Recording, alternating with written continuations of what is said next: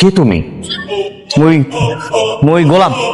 তুমি কি আসলে গোলাম না অন্য কেউ? আজকে রাতে আমরা মন্ত্রীর ব্যাংক শূন্য করতে যাব।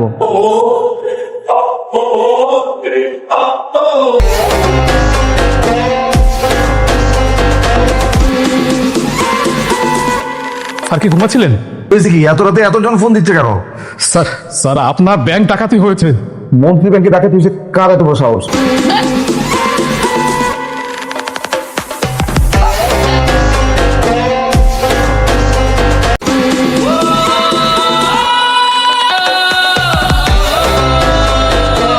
তুমি গাঁজা টাকা খেয়েছো নাকি? কি উল্টো পাল্টা বলতেছো?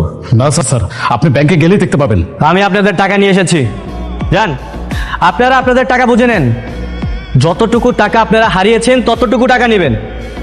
যতটুকু টাকা নিলে আপনাদের লোন পরিশোধ হবে ততটুকু টাকা নেবেন। ওনাদেরকে ওনাদের টাকা বুঝিয়ে দিন। Okay sir.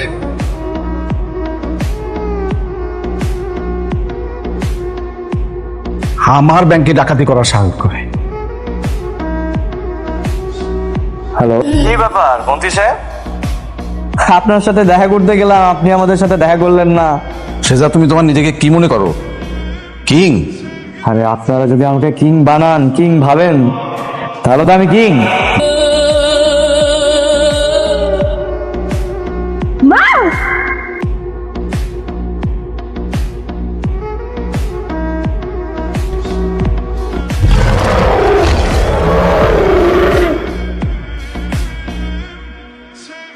একটা ব্যাংক লুট হয়ে গেল রাতের অন্ধকারে। এর মাঝখানে একটা ফোন কল দিয়ে এই পর্বটা শুরু হয়। ফোনের এক পাশ থেকে মন্ত্রীকে ফোন করে জানানো হচ্ছে যে তার ব্যাংকে ডাকাতি হচ্ছে, কিন্তু মন্ত্রীর তা কিছুতেই বিশ্বাস হচ্ছিল না। হবেই বা কি করে, এত রাতে এমন ফোন কল পেয়ে যে কারোরই মাথা ঘুরে যাওয়ার কথা।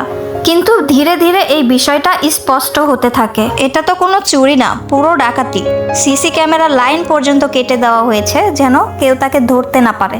শেহজাদ চৌধুরী কি শেষ পর্যন্ত নিজের সব বিপদ কাটিয়ে উঠতে পারবে? ফাতেমা কি তাহলে নতুন আবার কোনো ষড়যন্ত্রের শিকার হতে যাচ্ছে? আর সবচেয়ে বড় প্রশ্ন, দুনিয়া টাকার গোলাম 24 নম্বর পর্বে এমন কোনো কি ঘটনা ঘটতে যাচ্ছে যেটার জন্য আমরা এতদিন ধরে অপেক্ষা করছি? আসসালামু আলাইকুম বন্ধুরা, আপনারা দেখছেন আপনাদের প্রিয় নাটক দুনিয়া টাকার গোলাম। 23 নম্বর পর্বটা খুব শান্তভাবে শুরু হলেও 24 নম্বর পর্বে খুব বড় ধরনের কোনো উত্তেজনা আমাদের জন্য অপেক্ষা করছে। কারণ এখন গল্পটা যে পর্যায়ে এগোচ্ছে তাতে শেহজাদের বিপদের কোনো শেষ দেখছি না।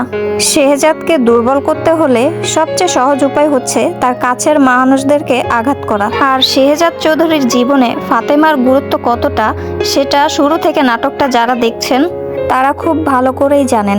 ঋতু হয়তো চেষ্টা করবে ফাতেমার মনে শেহজাদকে নিয়ে সন্দেহ করতে।